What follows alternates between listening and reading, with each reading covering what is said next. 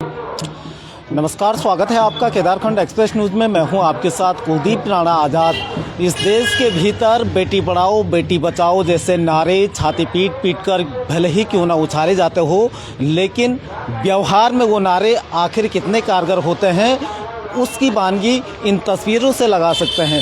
17 महीने से अंकिता के माँ बाप दर दर भटक रहे हैं न्याय के लिए, लेकिन उनको न्याय नहीं मिल पा रहा है। श्रीनगर में बीते रोज से अब आखिरी एक चारा है कि वो धरने पे, जो उनका लोकतांत्रिक अधिकार है, धरने पे वो लोग बैठ गए हैं। और अब आखिरी ये उम्मीद है कि क्योंकि 17 महीने से लगातार तमाम जो बड़े नेता हैं उनकी चौखट से लेकर और सड़क से लेकर संसद तक उन्होंने अपनी गुहार लगा दी है, लेकिन उनको न्याय नहीं मिल पा रहा है। मेरे पीछे इस बैनर को आप देख सकते हैं, वीआईपी अजय कुमार की कॉल रिकॉर्डिंग और लोकेशन की जांच करो। पुलकित आर्य जो इस हत्याकांड का मुख्य आरोपी था, विधायक रेणु बिष्ट, एसडीएम प्रमोद कुमार और पटवारी को सजा से बचाने में सरकारी मदद बंद करो। डीजीपी अभिनव कुमार जो हाल ही में डीजीपी बने हैं, उनके द्वारा जो अंकिता केस के पैरोकार हैं उनको परेशान लगातार किया जा रहा है। इसके अलावा सीएम धामी नर्सिंग कॉलेज को लेकर अंकिता के नाम पर नर्सिंग कॉलेज किया जाना था, लेकिन 17 महीने से वो भी पूरा नहीं हो पाया। लेकिन आखिर में धरने पे बैठ गए हैं। अंकिता के माँ बाप से मैं बाद में बात करूंगा, पहले जो लगातार इस केस को लेकर काम कर रहे हैं। सर, आपके गाँव की भी हैं और उत्तराखंड की बेटी है। भाजपा सरकार छाती पीट पीट के ये नारे उछालती है कि बेटी बचाओ बेटी पढ़ाओ। अब 8 मार्च को महिला दिवस आने वाला है, बालिका दिवस आने वाला है, बहुत सारे प्रोग्राम होते हैं, लेकिन व्यवहार में कहीं नज़र नहीं आ रहा। धन्यवाद केदारखंड एक्सप्रेस का। आप लगातार जन मुद्दों को उठाते हैं और रुद्रप्रयाग से चल के आए यहाँ पे, आपका विशेष धन्यवाद। देखिए, ऐसा है कि ये जो भाजपा सरकार है, जो डबल इंजन की सरकार है, जो देश में काबिज है, केंद्र में भी काबिज है और हमारे प्रदेश में भी काबिज है, ये महिला उत्पीड़न के मामले में पूरे देश में एक्सपोज हो चुकी है। आप जान रहे हैं कि अंकिता हत्याकांड ही नहीं, अंकिता हत्याकांड में जो मुख्य आरोपी पुलकित आर्य है, उसके जो पिता हैं डॉक्टर विनोद आर्य और जो भाई है, वो इस प्रदेश सरकार में राज्य मंत्री और दर्जाधारी रहे हैं और आरएसएस के बड़े नेता बताए जाते हैं। तो उनका आरएसएस और बीजेपी से होना हमारे लिए इतना बुरा हो चुका है कि ना तो केंद्र सरकार और ना राज्य सरकार ये चाहती है कि इन आरोपियों को सजा मिले, बड़ी सजा मिले। तो लगातार इस तरह की हरकतें सरकार अपने डीजीपी के माध्यम से, अपने पूरे तंत्र के माध्यम से, अपने ब्यूरोक्रेट्स के माध्यम से, पुलिस प्रशासन के माध्यम से करती है, जिससे कहीं ना कहीं या तो ये आरोपी बच जाए या इन्हें बहुत कम सजा हो। इसके खिलाफ ही हम लगातार कोर्टों में भी लड़ रहे हैं। सुप्रीम कोर्ट तक हम सीबीआई जांच की मांग के लिए पहुंचे हुए हैं। हाई कोर्ट में जो भी अपील यहाँ से पुलकित आर्य करता है, हमारे जो व्यक्तिगत वकील वहाँ पे हैं, नवनीश नेगी जी, वो उसका प्रतिरोध करते हैं। सरकार के वकील चुप रहते हैं और उनकी कोशिश ऐसी रहती है कि या तो मतलब पुलकित आर्य की जो अपील है वो एक्सेप्ट हो जाए, या जैसे आप बेल खारिज हुई है हाई कोर्ट से, वहाँ पे अगर हम व्यक्तिगत वकील नहीं करते तो पुलकित आर्य को बेल भी मिल जाती।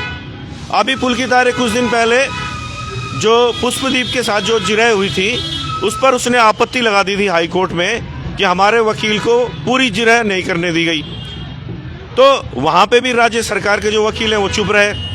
फिर वहाँ पे नवनीश नेगी जी और तमाम जो अधिवक्ता हाई कोर्ट के हैं, उन्होंने वहाँ पे सशक्त पैरवी की, तो वो अपील भी उनकी खारिज हो गई।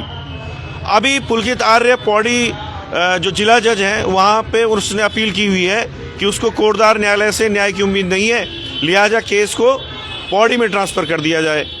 तो ये सारे प्रपंच चल रहे हैं। इस बीच आप ये देखिए कि ये घटनाक्रम तो उत्तराखंड का मैं बता रहा हूँ आपको। आप रेसलर्स का मामला देखिए। लगातार जो महिला पहलवान हैं, वो जो बीजेपी के सांसद हैं बृजभूषण सिंह, और उन पे जिस तरह के संगीन आरोप हैं, उसके बावजूद उनके खिलाफ कोई मुकदमा दर्ज नहीं होता है, उनकी गिरफ्तारी नहीं होती है। उल्टा उन महिला पहलवानों को पहलवानी ही छोड़नी पड़ती है, जिन्होंने देश का नाम रोशन किया है, मेडल लेके आई हैं, गोल्ड मेडल लेके आई हैं, ऐसी पहलवान। यूपी का मामला देख लीजिए, जो कुलदीप सिंह सेंगर थे, उसमें किस तरह से जो उन्होंने महिला अपराध वहाँ पे किए, वहाँ किस तरह से उन्हें बचाया गया। तो एक घटनाक्रम जो है केवल ये उत्तराखंड का ही नहीं है, ये पूरे देश में ये चल रहा है कि जो ये डबल इंजन की सरकार है, मोदी सरकार है, ये महिला अपराधों में जहाँ अपराधी इनकी पार्टी का होता है, आरएसएस का होता है, उसको बचाने का पुरजोर प्रयास करते हैं। इसी श्रीनगर में बड़ी बड़ी रैलियां मोदी जी ने की है और पहाड़ी गढ़वाली में संबोधित कर कर उन्होंने हमारी पहाड़ी जनता को बहुत ज़्यादा प्रलोभन दिया कि भाई हम तुम्हारे लिए ये कर देंगे, कि दूर दूर से श्रीनगर में आया मेरा भाई बहनों, गढ़वाली में बोली। और वे का बाद बेटी बचाओ बेटी पढ़ाओ, कक्ष बेटी बचाओ बेटी पढ़ाओ। आशुतोष भाई 17 महीने हो गए हैं, अब धरने पे बैठ गए हैं, क्या लग रहा है कि इससे भी कुछ उम्मीद? देखिए, हमारा मकसद, हमें राज्य सरकार से कोई उम्मीद नहीं है, केंद्र सरकार से कोई उम्मीद नहीं है। हम तो जन जागरण के लिए यहाँ पे बैठे हुए हैं कि भाई ये देखिए आप, जो वीवीआईपी है, वीआईपी अजय कुमार, जो कि आरएसएस का नेता है, बीजेपी का नेता है, उसके नाम का खुलासा माँ बाप ने कर दिया।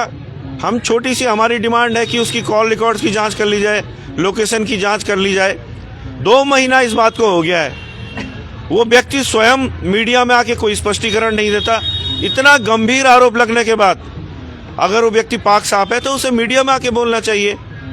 अगर वो आरएसएस का बड़ा नेता है तो आरएसएस के लोगों को सामने आना चाहिए, भारतीय जनता पार्टी को सामने आना चाहिए, लेकिन कोई सामने नहीं आता है। इसके विपरीत वो सारे सार्वजनिक कार्यक्रमों में जो है ना शिरकत कर रहा है और उसके साथ मुख्यमंत्री, विधायक, तमाम मंत्री दिखाई दे रहे हैं। इससे बड़ा दुर्भाग्यपूर्ण स्थिति क्या हो सकती है, ये आप देखिए।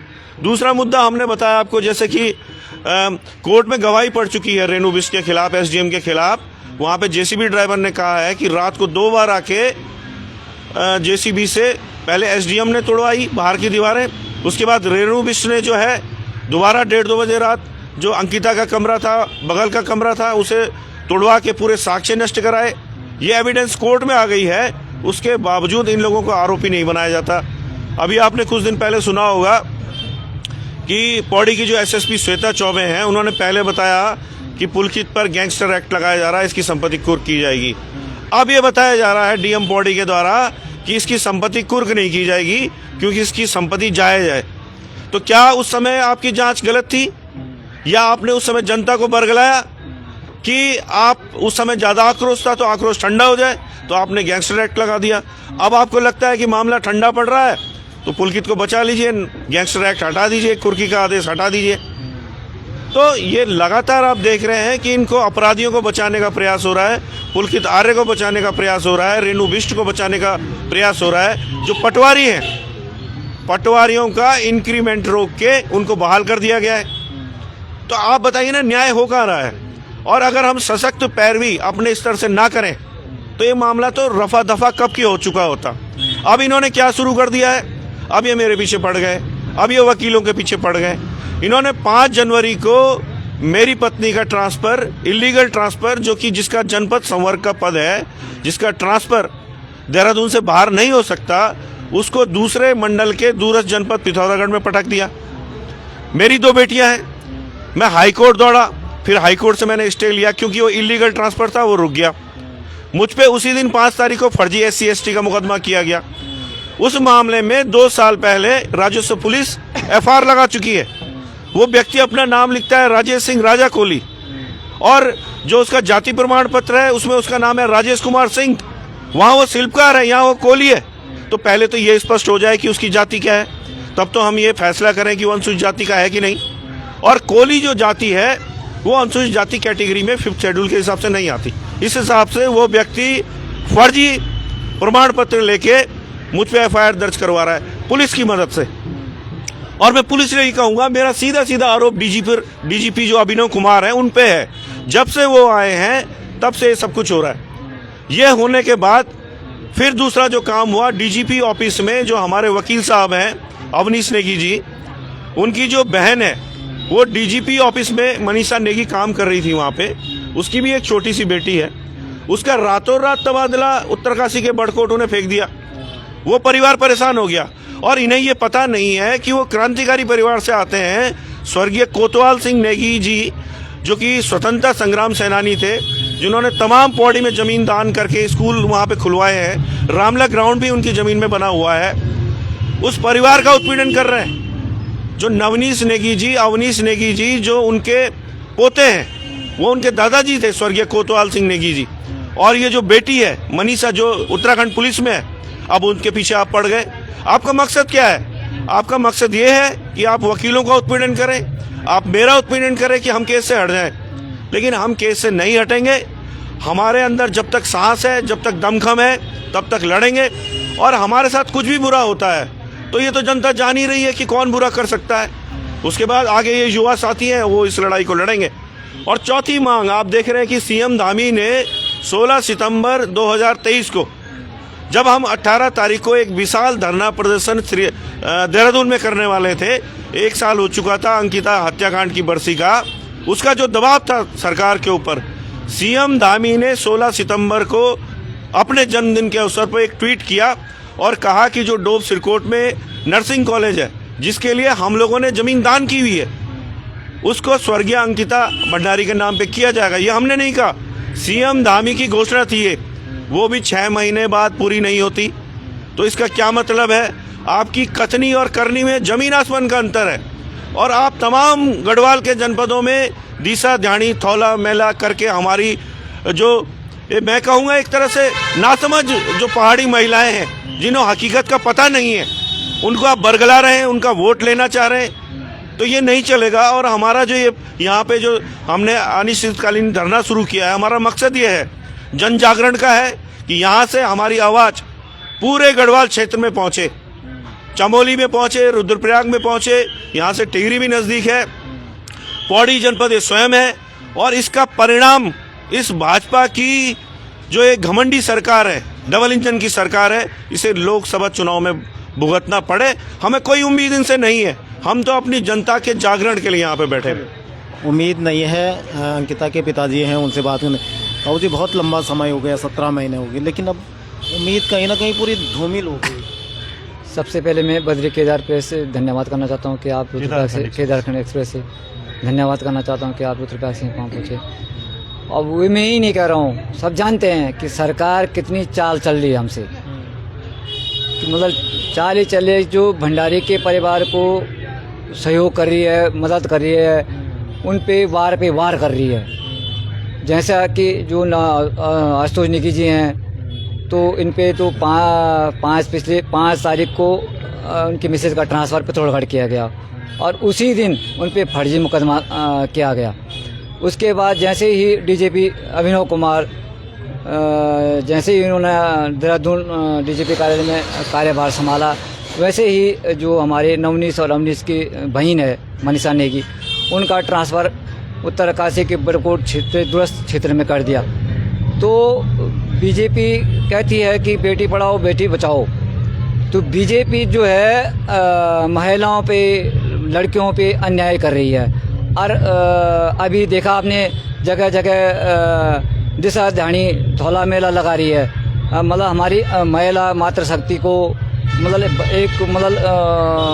उनको एक अपनी ओर आकर्षित कर रही है। लेकिन जनता ये समझे कि वाकई में ये क्या चाल चल रही है। तो मैं इस बार कहता हूँ जनता से, आप इस तरह से बीजेपी के बहकावे में ना आएँ और सोच समझ के वोट दें। और जो हमारी ये 4 मांगे हैं, सबसे पहले जो वीआईपी है अजय कुमार, हमने 2 महीने पहले कहा था कि इसकी कॉल रिकॉर्डिंग निकाली जाए और इसके लोकेशन निकाला जाए, और अभी तक इन्होंने कोई कार्रवाई नहीं की गई। दूसरी बात, जो वो थे पटवारी थे विवेक कुमार और वैभव प्रताप, इनको बहाल किया गया, जबकि ये भी उतने ही गुनहगार हैं जितने गुनहगार ये 3 आरोपी हैं, पुलकितार है, सौरभ भास्कर, अंकित गुप्ता हैं, उतने अपराधी ये भी हैं। इन्होंने उस दिन मुझे 3 घंटे तक बाहर में घुमाते रहे। और तीसरी बात, जो अजय कुमार तीसरी बात, रेनोविस्ट और प्रमोद कुमार एसडीएम जो थे, गवाह के बयानों से साबित हो चुका है, इनका जुर्म साबित हो चुका है कि इन दोनों ने रिजॉर्ट तोड़ा। तो तो अभी तक न तो सरकार ने प्रमोद कुमार को सस्पेंड किया और न रेणु बिष्ट को विधानसभा से न हटाया गया। और चौथी बात, सीएम साहब ने 16 सितंबर 2023 को एक घोषणा की थी अपने जन्मदिन के दिन कि अंकिता भंडारी के नाम से जो डूब सुरकोट में नर्सिंग कॉलेज होगा उसके नाम से किया जाएगा, लेकिन 5-6 महीने बीत जाने के बाद भी अभी उसके नाम से न्यू प्लेट नहीं रखी गई।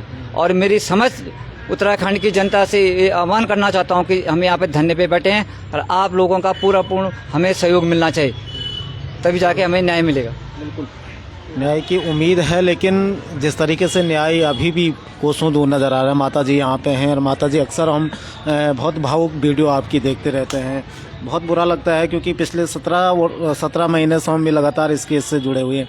मैम, अब कहीं ना कहीं लास्ट ऑप्शन ये है कि धरने पे बैठ गए हैं आप? क्या करना, मजबूरी है हमारे यहाँ पे धरने में बैठने की, क्योंकि सरकार हमारे कुछ सुन ही नहीं रही है। सरकार ने शुरू से ही हमें इतने दुख दिए हैं कि मैं कभी भूल नहीं सकती, जब तक मैं जिंदा रहूँगी मैं कभी नहीं भूल सकती। सरकार ने मेरे साथ इतना बुरा किया है कि मुझे मेरी बेटी का अंतिम चेहरा भी मुझे दिखाया नहीं। उसके बाद सरकार मेरे धामी जी मेरे घर आए और मुझसे बड़े बड़े वादे किए, वो भी धामी जी को याद नहीं है। उसके बाद उन्होंने कहा कि जो पुलकित की संपत्ति है उसकी कुर्की होगी, लेकिन कुछ दिनों बाद हमें ये पता चलता है कि अब उसकी संपत्ति की कुर्की नहीं होगी। और कुछ दिनों बाद तो ये भी कहेंगे कि पुलकित निर्दोष है। इसी बात से हम बहुत आहत हो रहे हैं। इस वजह से हम यहाँ पे धरने में बैठे हैं कि हमें कहीं से कोई न्याय नहीं मिलता है। मैं इतनी दुखी हो गई हूँ कि आप लोग सब देख रहे हैं कि आज हमारी ये दुर्दशा सरकार ने की है। मेरी अपनी जनता से हाथ जोड़ के विनती है और हमेशा करती रहती हूँ कि बहनों, मैंने भी अपने बेटे को बड़े लाड प्यार से पढ़ाया लिखाया कि मैंने सोचा था कि उसके साथ ऐसा होगा। 17-18 दिनों में मुझे एक खबर मिलती है कि मैं बोल नहीं सकती, मैं बता नहीं सकती, लेकिन मुझे हर रोज पीड़ा होती है। लेकिन जो पीड़ा और जो दर्द, अब जिस दर्द से हम माँ बाप और भाई गुजर रहे हैं, मैं नहीं चाहती किसी माँ के साथ और किसी बेटी के साथ और किसी भाई के साथ ऐसा हो जो इस सरकार ने हमारे साथ किया। वो पटवारी अगर उस रात मेरे पति को बता देते और सही मेरे पति को बता देते, शायद मेरी बेटी आज हमारे साथ होती और हमारी ये दशा नहीं होती।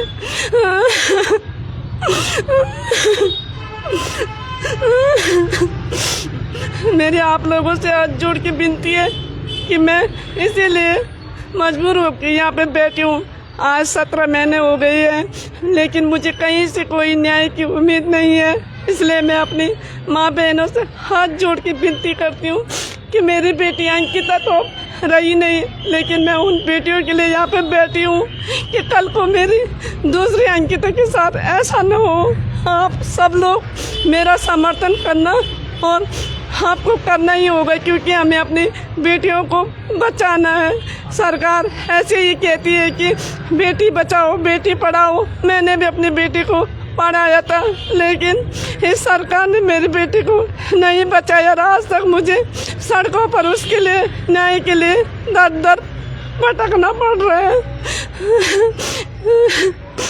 बिल्कुल देख सकते हैं आप किस तरीके से पिछले 17 महीने से माँ बाप तिल मर रहे हैं और बहुत सारे लोग यहाँ पे आप देख सकते हैं अंकिता भंडारी की तख्तियाँ आज भी इसी तरह से न्याय की आस में हैं। कुछ क्या नाम है आपका? आयुष भंडारी। इस तरह से देखते हैं 17 महीने हो गए हैं इस पूरे प्रकरण को, लेकिन न्याय कहीं से न्याय की उम्मीद नजर नहीं आ रही। देखिए, जिस प्रकार से भारतीय जनता पार्टी की सरकार बेटी बचाओ बेटी पढ़ाओ का नारा देती है, वो कहीं भी धरातल पे नहीं नज़र आता है। बहन अंकिता भंडारी के साथ जो जघन्य अपराध भाजपा के नेता के बेटे के द्वारा पुलकित आर्य के द्वारा किया गया, इसमें कहीं भी इसमें जो अजय कुमार जी का नाम सामने आया था, वीआईपी में नाम सामने आया था, तो हम ये कहते हैं कि हम तो आपको आमंत्रित करते हैं कि यदि आप बोलते हैं कि हम स्वच्छ छवि के, हम तो खुद आपको आमंत्रित करते हैं, आइए ना, पहाड़ की बेटी हमारी बहन की लड़ाई में हमारा साथ दीजिए। हम तो खुद आपको आमंत्रित करते हैं। यदि अजय कुमार जी बोलते हैं कि हम साफ़ सुथरी के व्यक्ति हैं, तो आइए हमारे साथ धरना स्थल पर बैठिए और बहन को न्याय दिलाने की मांग करिए। पर अफसोस ये मैं आप के चैनल के माध्यम से सभी पहाड़वासियों को ये कहना चाहता हूँ कि बड़े ही शर्मिंदगी का विषय है कि हम अपनी पहाड़ की बेटी और बहन को न्याय नहीं दिला पा रहे हैं। यदि इस तरह क्या नाम है आपका? मेरा नाम राजेश भंडारी है। आज हम यहाँ पर अंकिता भंडारी के सपोर्ट में हम लोग यहाँ पे आए हैं। देखिए, जिस प्रकार की हरकतें उत्तराखंड सरकार और केंद्र सरकार कर रही है, ये सरकार की कुपित मानसिकता को दर्शाता है।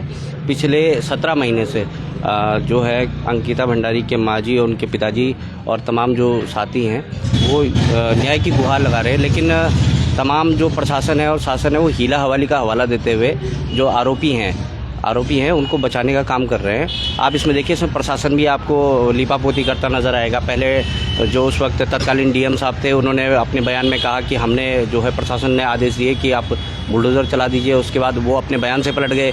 फिर रेणु बिष्ट जी जो वहाँ की स्थानीय विधायक हैं यमकेश्वर की, वो कहती है कि हमने अपनी तरफ से, तो ये टीआरपी बढ़ाने का उन्होंने जो है यूपी से जो एक बुलडोज़र चलने वाला जो मामला सामने आया था, उस तरीके से टीआरपी अपनी बटोरना चाह रहे थे। लेकिन जब उनको लगा कि फंसने लगे तो फिर वो अपने बयानों से पलटने लगे। तो इस प्रकार की जो बयानबाजियाँ हैं ये बिल्कुल गलत हैं और इस प्रकार जो है हमारी बहन को न्याय न मिलना, ये बड़ा शर्मिंदगी का विषय है। एक तरफ सीएम साहब पौड़ी आते हैं, जिले में आते हैं, मंडल मुख्यालय में आकर के जो है दिशा ध्यानी का कार्यक्रम करते हैं, महिला सम्मान की आप बात कर रहे हैं, और एक बेटी को आप अगर न्याय नहीं दिला सकते तो ये बड़े शर्मिंदगी की बात है। पूरे पहाड़वासियों के लिए शर्म का विषय है।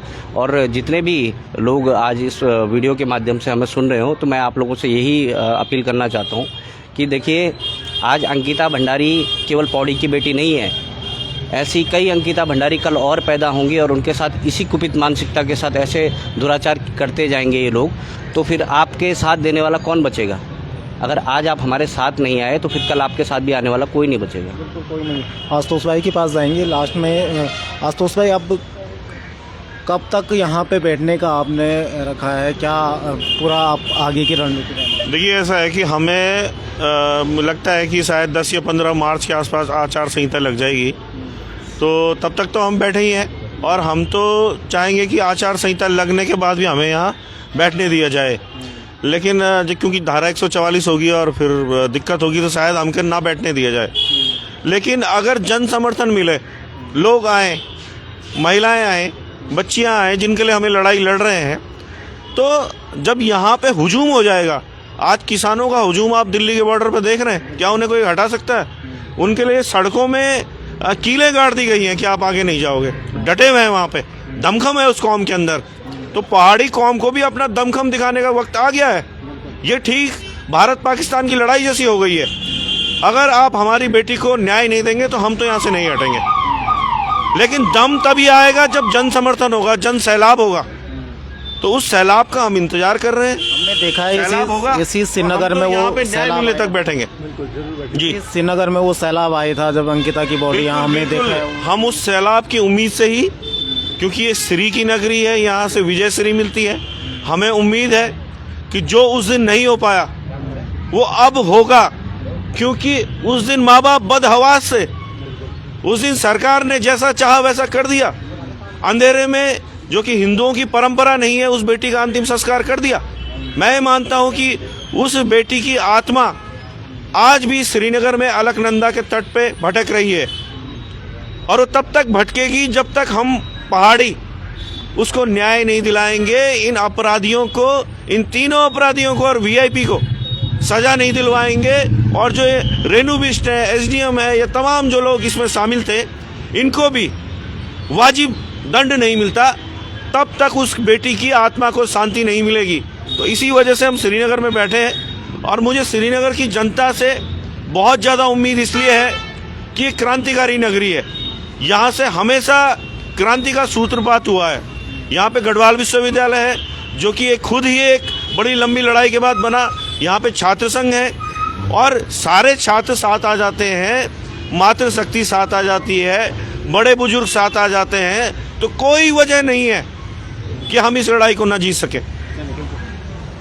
ये आप पौड़ी बस अड्डे पे अंकिता भंडारी के माता पिता धरने पे बैठे हुए हैं और जिस तरीके से 17 महीने से आपने सुना किस तरह से वो भाव हुई, आज भी वो तिल तिल मर रहे हैं। अंकिता की मौत 17 महीने पहले हो गए थे, लेकिन उसके माँ बाप न्याय की आस में अब भी तिल तिल मर रहे हैं। उम्मीद की जानी चाहिए कि ये आंदोलन एक मुकाम पर पहुँचे और जो अपराधी हैं उनको सज़ा मिले। आप बने रहे हमारे साथ, एक नई रिपोर्ट में फिर हाजिर होंगे। नमस्कार।